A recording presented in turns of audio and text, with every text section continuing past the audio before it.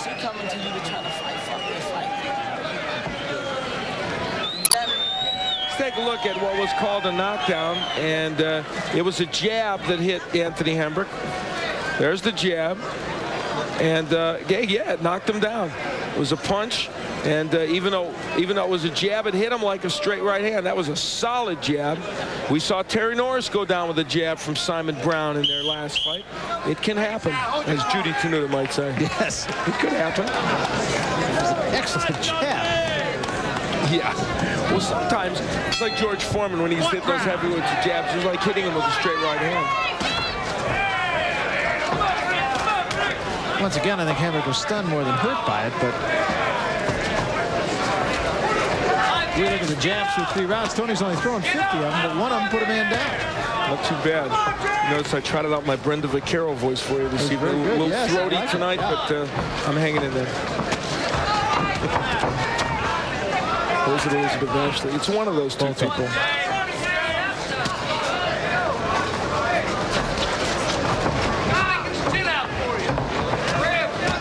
Well, on your card, let me guess. 30-26. Hard to see this fight any other way so far. 2-point round for Toney. Won all the rounds. Hembrick going after him, and I'll say this for Anthony, he is trying to win this fight. But in doing so, I think he's making some key strategic errors, like staying on the inside with Toney.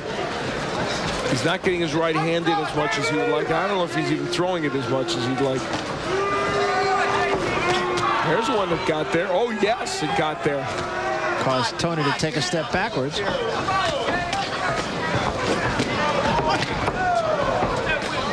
one thing Toney is going to find, without question, that at 175, people hit a little harder. And, you know, when Hembrick gives him a little bit of movement, it creates a problem for James Toney. You know, when Toney fought Mike McCallum, and they had 2 very close fights, when McCallum gave him just a little side-to-side and used his jab a lot, it gave Toney some problems.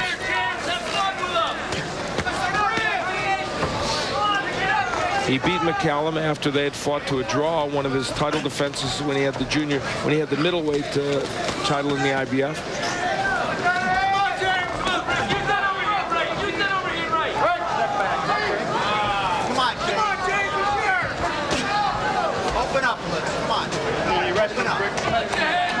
Toney in one of those kind of malaises that you were alluding to earlier here. He is one of those fighters who will fight 3 rounds as brilliantly as you'd like to see, and then all of a sudden he doesn't. The next 3 minutes, I should say, in the next 3 minutes he doesn't fight the way. Though he wasn't a fighter on his level, Clint Jackson was like that. The great amateur who became a pretty decent pro. You'd see Clint Jackson for 3 minutes, you'd say he's his future middleweight champion. Then the very next round he didn't look good. Hembrick, however, was obliging him by laying on him. Nice uppercut. It's Toney responding to what's being said at ringside or winking. Right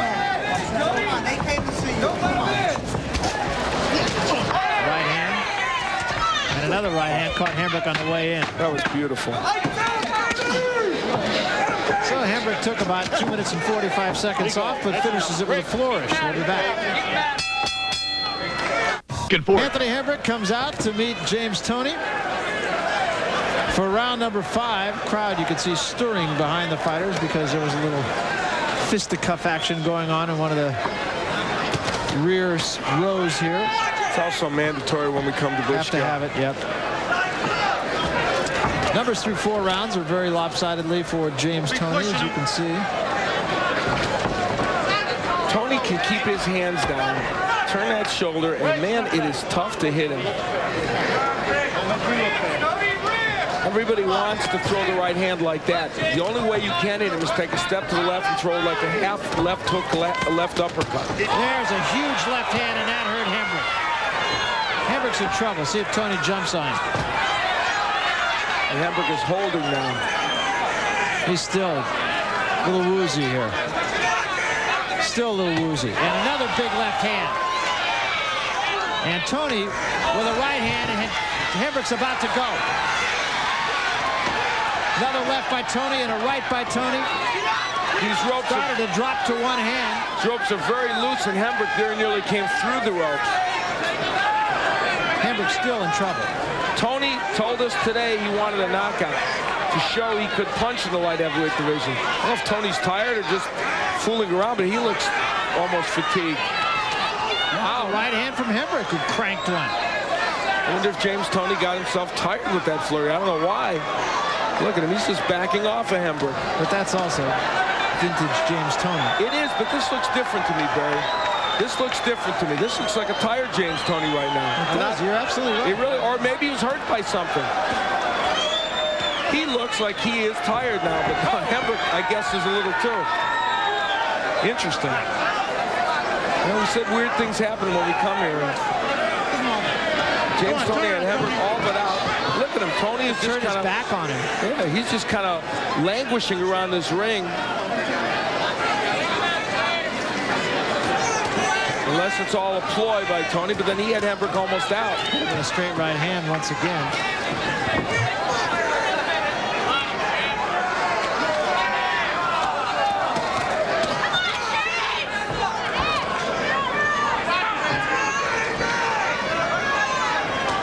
Wait, Hembrick just cannot pull the trigger on that right hand. That's his best weapon. An intriguing fifth round. And now, again, Toney opens up. He got Hembrick turned around and hit him with a left.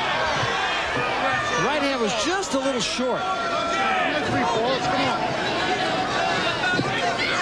It's really hard to get a read on James Toney. Going into Hembrick's corner, some work to be done here. Don't let him take you out of your control. You got outside. Take your time, take your shot, and stay alert. Sorry, Papa. Stay alert. Okay, sir. All right. Take your time. You're the boss. Take your time, take your shot, and we can get this guy out of here. Want a little bit of ice over there?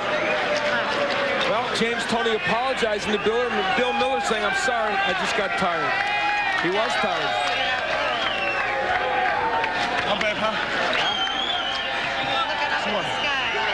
Oh, yeah. Well, it's going to be interesting to see what happens now in this fight.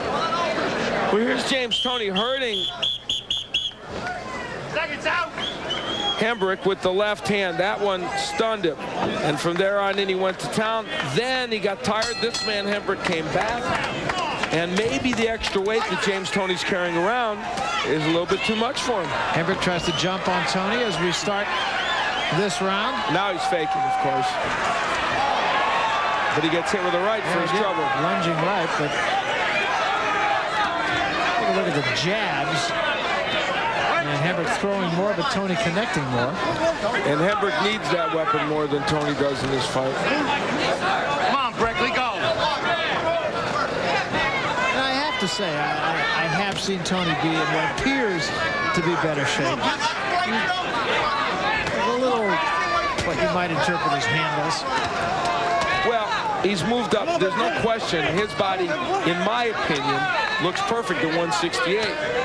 I mean, I don't think 175 is his normal weight, but he claims it might be. Good left hand by Toney. That came behind the right hand.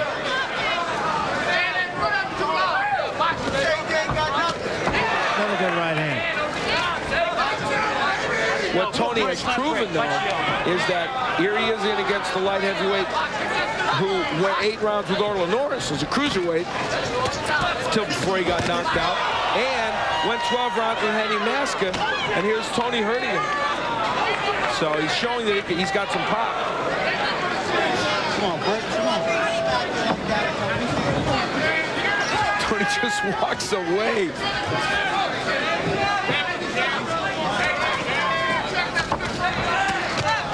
Good left hand again by Toney. You know what's missing tonight, though? The combinations of James Toney. And we wondered, would he throw combinations, good right hand by Toney, as much at a higher weight? And truthfully, he's not doing it. I think he's got Hembrick hurt again right here, but I don't think he wants to waste everything here. Well, his nickname is Lights Out Toney, and he would like to put him out for Anthony Hembrick, and he's close to doing so. Yeah, Hembrick is dim right now, I think. Good right hand again.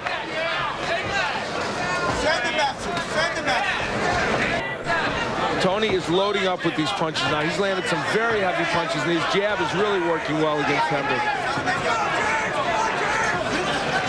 He wants Hembrick to come to him. He said, come on. Actually, he said it more colorfully than that. Yes, he did. There's a right hand, and Hembrick goes. Double right hand put Hembrick down. And Hembrick jumps back up and takes a swing before Joe O'Neill could come over. Well, he thought Toney, I think, he was kind of in a stupor. He thought Toney, who did not go to the neutral corner and wasn't directed to the neutral corner, he thought he was coming after him. Well, this will be over. Yeah, Hembrick is just about gone.